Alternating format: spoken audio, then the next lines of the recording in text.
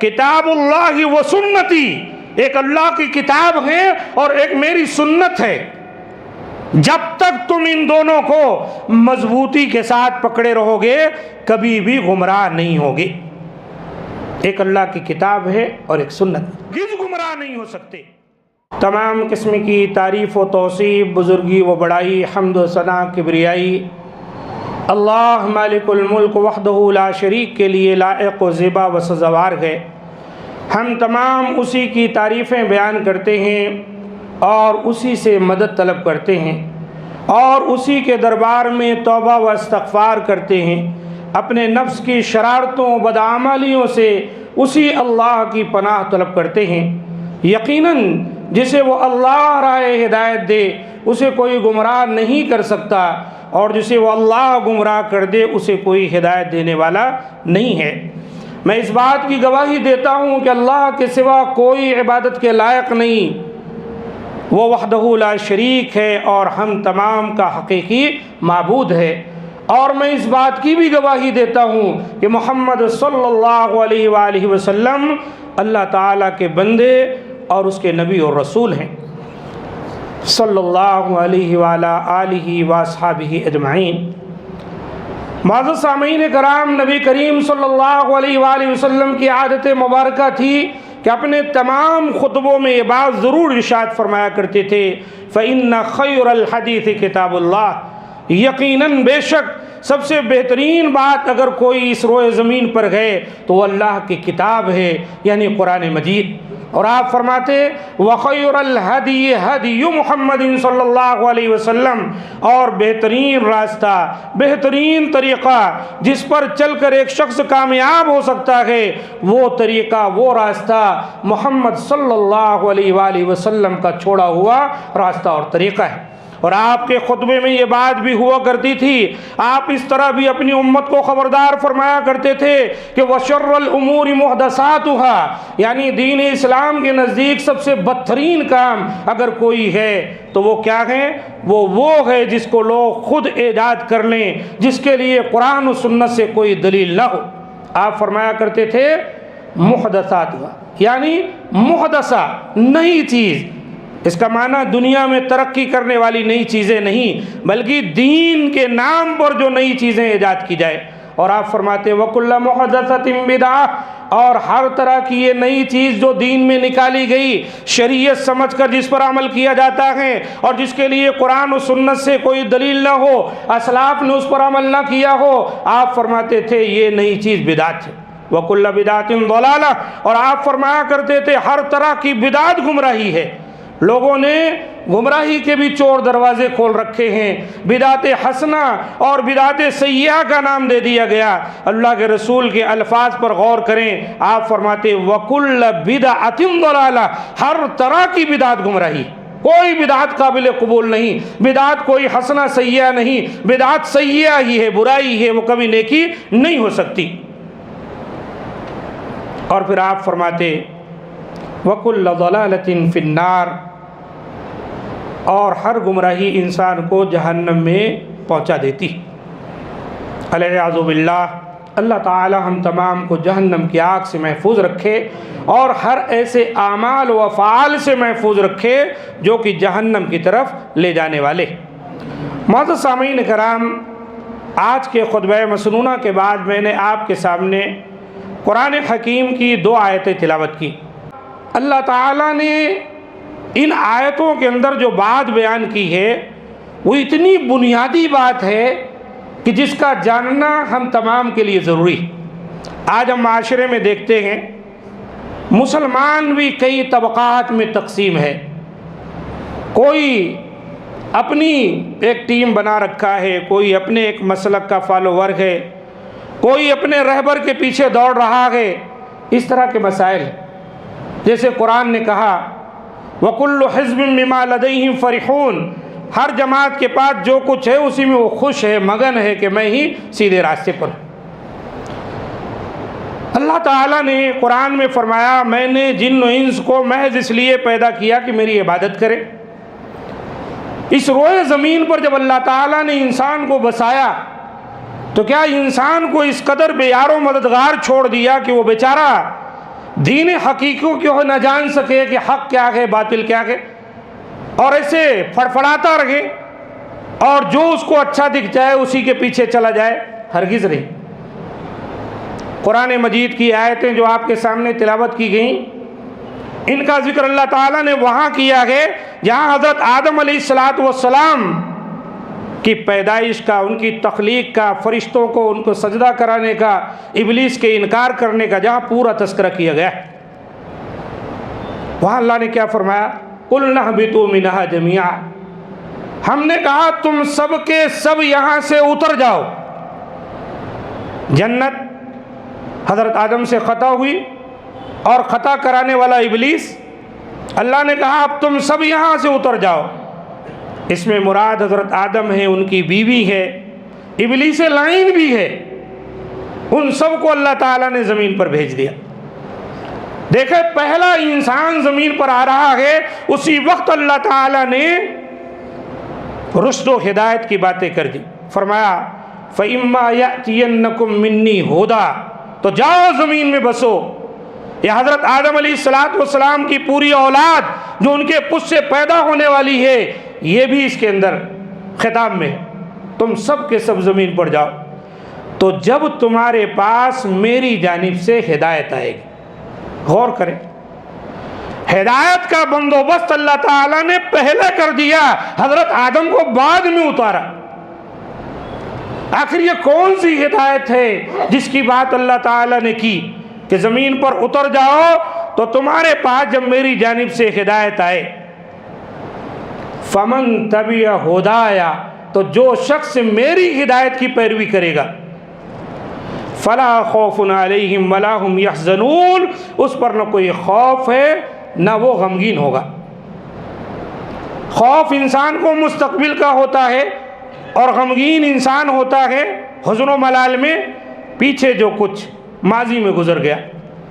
اللہ نے ایسے اہل ایمان کو جو اللہ کی ہدایت پر عمل کریں اور اس کی پیروی کریں، اللہ نے کہا ان کو کوئی خوف نہیں ہے، مرنے کے بعد کیا ہونا ہے اس کا خوف نہیں کرنا ہے، اور پیچھے جو کچھ نقصان ہو گیا اس کا غم بھی نہیں کرنا ہے۔ یہ اہل ایمان کو نصیب ہے کہ دونوں معاملات، تکلیف کے آ جائیں آرام کے آ جائیں، سب میں خیر ہے اس کے لیے۔ بھلائی ملی شکر ادا کیا وہ بھی بہتر ہے، خود تکلیف پہنچ کی صبر کیا وہ بھی بہتر ہے۔ اس کے برعکس اللہ نے فرمایا والذین کفروا وکذبوا بآیاتنا، اور وہ لوگ جو ہماری آیتوں کے ساتھ کفر کریں گے، اس کو جھٹلائیں گے، اولئک اصحاب النار، یہ جہنمی ہیں، ہم فیہا خالدون، اور وہ ہمیشہ اس کے اندر رہیں گے۔ تو عزیز ساتھیو، ہدایت وہ ہے جو اللہ نے پہلے سے بندوبست کر دیا ہے۔ حضرت آدم زمین میں بعد میں اترے ہیں، اللہ نے ہدایت کا وعدہ پہلے کیا۔ اب سوچنا سمجھنا یہ ہے کہ ہدایت کون سی ہے جس کی بات اللہ نے کی۔ ہم سب جانتے دنیا کے اندر اللہ تعالیٰ نے 1,24,000 کہا جاتا ہے اتنے انبیاء کرام کو بھیجا لوگوں کی ہدایت کے لیے۔ یہ انبیاء کرام کیا لے کر آتے تھے بتائیے؟ ہمارے نبی جناب محمد صلی اللہ علیہ وسلم کے دور اقدس کے بعد تو ہم نے کچھ اماموں کو بنا لیا، آخر یہ انبیاء کرام جتنے آئے تھے ان کے ہاں کون امام رہتا تھا؟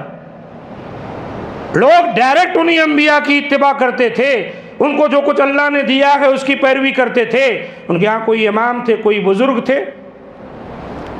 ائمہ یا ہمارے بزرگ، ان کی کوئی غلطی نہیں، انہوں نے کہیں بھی نہیں کہا کہ اللہ اور رسول کے مقابلے میں ہمیں تم اپنا رہبر رہنما مان لینا۔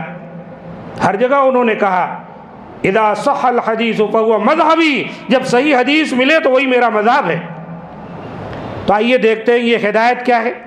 ہدایت یہ وہی ہے جو اللہ تعالیٰ نے قرآن کی شکل میں نازل کیا ہم امت محمدیہ کے لیے۔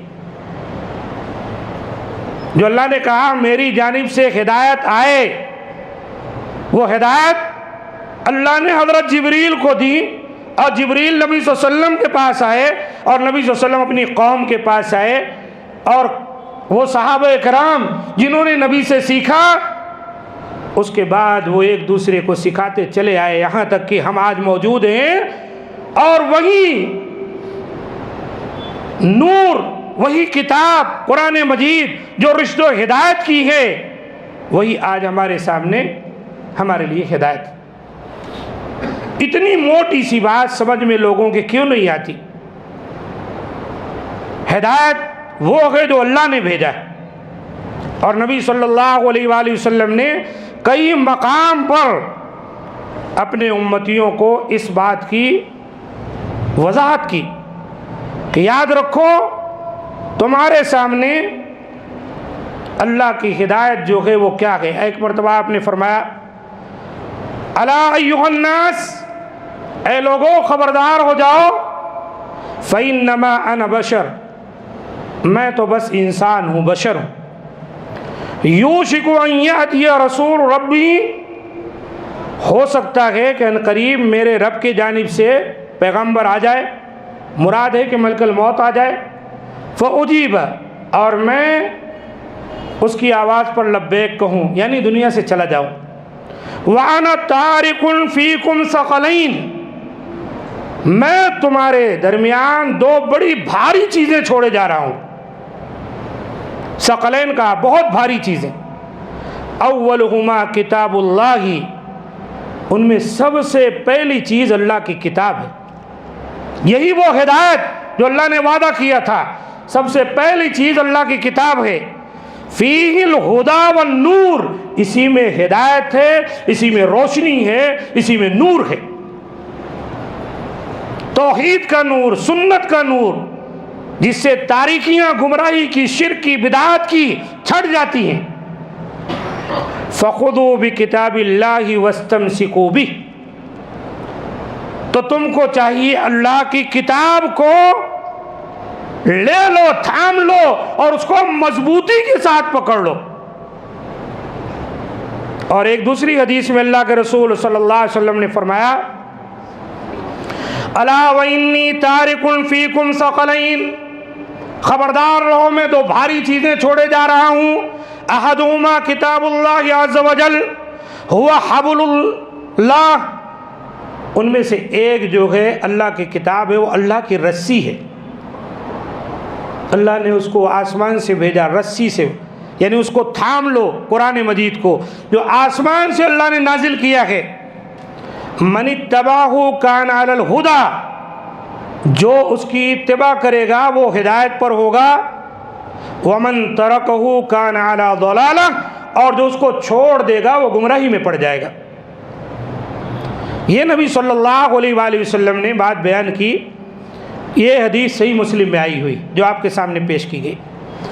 اسی طرح ایک حدیث میں اللہ کے رسول صلی اللہ علیہ وسلم نے دوسری چیز کا بھی ذکر آیا، ایک کا تذکرہ کیا گیا، بعض روایتوں میں یہ ہے کہ میرے اہل بیت، اور کچھ روایتوں میں ہے کتاب اللہ و سنتی، ایک اللہ کی کتاب ہے اور ایک میری سنت ہے، جب تک تم ان دونوں کو مضبوطی کے ساتھ پکڑے رہو گے کبھی بھی گمراہ نہیں ہوگے۔ ایک اللہ کی کتاب ہے اور ایک سنت، یہ ہدایت قرآن و سنت، اسی پر عمل کرنے سے ہم اس دنیا کے اندر سرخرو ہوں گے اور آخرت میں سرخرو ہوں گے۔ آج اللہ کی کتاب قرآن مجید بین ہی جیسے نبی پر نازل ہوئی موجود ہے، ایک حرف بھی اس کا کوئی تبدیل نہیں کر سکا۔ یہ چیلنج اللہ نے کیا اس دور کے عرب میں بڑے بڑے ادیب، شاعر، فصیح اللسان تھے، لغت عرب کے ماہرین، لیکن ان سے کچھ نہیں بن پڑا، اور آج تک یہ چیلنج برقرار ہے۔ ایک معجزہ ہے اپنے آپ میں قرآن مجید، لیکن افسوس اس قدر قیمتی کتاب کو اور اتنی بھاری کتاب کو، جس کو اللہ کے رسول نے بھاری کہا، ہم نے اور آپ نے بالکل اس کی کوئی اہمیت ہی نہیں۔ کچھ پڑھ لیتے ہیں، یاد کر لیتے ہیں، تلاوت کرتے ہیں، الحمدللہ یہ بھی اجر و ثواب کا باعث، لیکن صرف تلاوت کر لینے سے قرآن مجید کا جو مقصد نزول ہے وہ حاصل نہیں ہو سکتا۔ اس کو پڑھنا ہے، سمجھنا ہے، ان کے مسائل احکامات کو سمجھنا ہے، اس کے مطابق اپنی زندگی میں تبدیلی لانا ہے، جب وہ قرآن مجید ہم کو فائدہ پہنچائے گی۔ اصل ورنہ تلاوت کرنے پہ ثواب ہے۔ اللہ کے رسول کا فرمان ہے ایک حرف کوئی پڑھا تو ایک نیکی، نیکی کو 10 گنا اللہ بنا دیتا ہے۔ اللہ کے رسول نے کہا میں نہیں کہتا کہ الف لام میم حرف ہے، یہ 3 حرف ہے، تو پڑھنے کا اجر و ثواب ہے، لیکن پڑھنے کے ساتھ اس کو حفظ کرنا اور پھر ان کے مسائل کو سیکھنا سمجھنا، عالم دین بننا، گھر میں جو کچھ آتا ہے بچوں کو سکھانا، اس سے جو ہے اصل مقصد ہدایت کی حاصل ہوگی۔ نبی صلی اللہ علیہ وآلہ وسلم نے جو بات بیان کی اس کے اندر ایک بات اور بھی اللہ کے رسول صلی اللہ علیہ وسلم نے بیان کی جو سمجھنے کے قابل، کہ آپ نے جب کہا میں نے کتاب اور سنت کو چھوڑا، اس کو پکڑو گے کبھی گمراہ نہیں ہوگے، اس میں ایک بعض روایتوں میں ایک لفظ کا اضافہ ہے۔ موطا میں حدیث آئی، امام حاکم نے روایت کیا، وہ کیا ہے؟ وَلَن يَتَفَرَّقَا حَتَّى يَرِدَ عَلَيَّ الْحَوْض۔ کتنا کانفیڈنس ہے اس کے اندر، اعتماد ہے کہ تم اگر قرآن و سنت کو مضبوطی کے ساتھ پکڑے رہو گے تو یہ ہرگز تم کو نہیں چھوڑے گی، تم سے جدا نہیں ہوگی۔ حتیٰ یریدا، یہاں تک یہ قرآن و سنت پر تو تمہارا عمل ہے، یہ قرآن و سنت تمہیں لا کر علی الحوض، حوض کوثر کے پاس لا کر تمہیں چھوڑ دیں گے۔ اندازہ لگائے، صرف دنیا تک نہیں، اللہ کے رسول نے کہا قرآن و سنت کو مضبوطی کے ساتھ پکڑنے سے دنیا سے تمہیں آخرت حوض کوثر کے پاس میرے پاس لا کر یہ قرآن و سنت تمہیں چھوڑ دیں گے۔ سبحان اللہ، کتنی بڑی بات۔ اور یہی باتیں جو چھوڑے گا، قرآن و سنت کا عامل نہیں ہوگا، تو بخاری شریف کی وہ حدیث بڑی معروف ہے، حوض کوثر پہ اللہ کے رسول نے کہا میں رہوں گا، کچھ میری امت کے لوگ آ رہے ہوں گے، فرشتے بیچ میں حائل ہو جائیں گے، ان کو بھگائیں گے۔ کیسے بھگائیں گے؟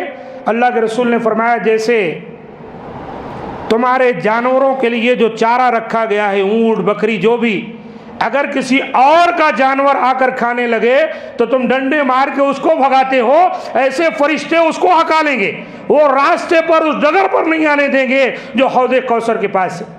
اللہ کے رسول نے کہا میں کہوں گا، میں ان کو پہچان لوں گا۔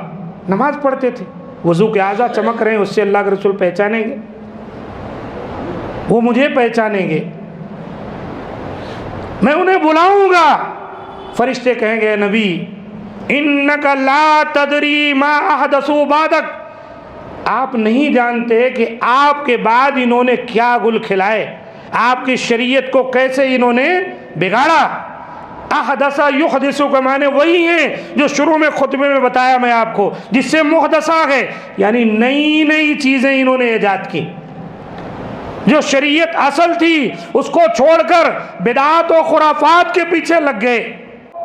کتنی نئی نئی چیزیں ہیں لوگوں نے ایجاد کر لی ہیں، دیکھیں آج جو شریعت نہیں ہے لیکن عین شریعت سمجھتے۔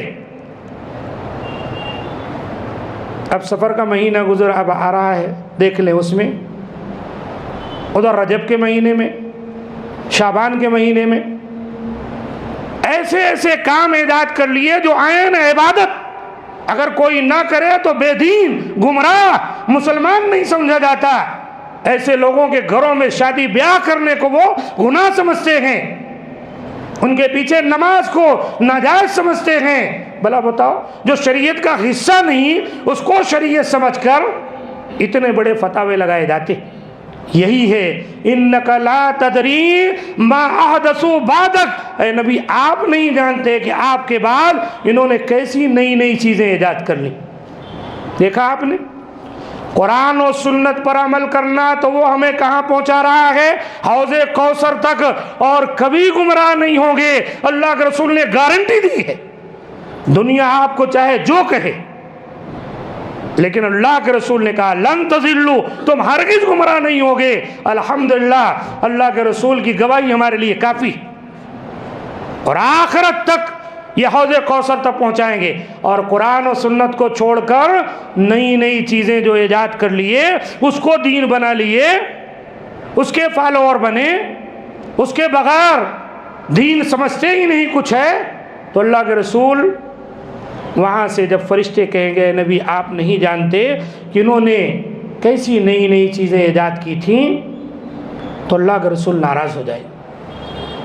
جو نبی ہر خطبے میں کہتا ہو اپنی امت سے خبردار نئی چیزیں ایجاد نہیں کرنا کہ یہ گمراہی ہے، یہ بدعت ہے، یہ جہنم میں لے جاتی ہے، وہ نبی بھلا حشر کے میدان میں کہاں برداشت کرے گا کہ جو نئی نئی چیزیں دین اسلام میں نکالے.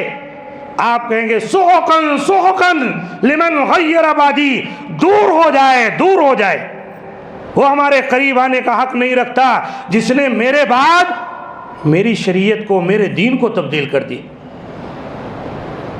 تو قرآن و سنت پر عمل کرنے کا سب سے بڑا فائدہ کیا ہے کہ ہم بدعات و خرافات سے بچ جاتے.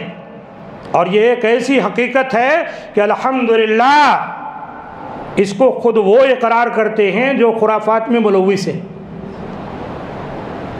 کہ الحمدللہ ہم سلفیوں کے ہاں، اہل حدیثوں کے ہاں بدعات و خرافات کو کوئی جگہ نہیں. ہاں بشر ہیں، گناہ ہوں گے، اور بھی کچھ مسائل ہیں، معاملات ہیں جہاں ہماری کچھ کوتاہیاں ہیں، کمیاں ہیں. ہم کو چاہیے کہ ہم دین اسلام کو، قرآن و سنت کو اپنانے میں صرف عبادات تک محدود نہ رہیں کہ ہماری نماز سنت کے مطابق ہے، ہمارا روزہ یا اور کچھ، بلکہ جو اپنے معاملات ہیں نا ان کو بھی چاہیے قرآن و سنت کے مطابق حل کرے. جہاں اللہ رسول کا نام آ جائے وہاں پر خاموش ہو جائیں.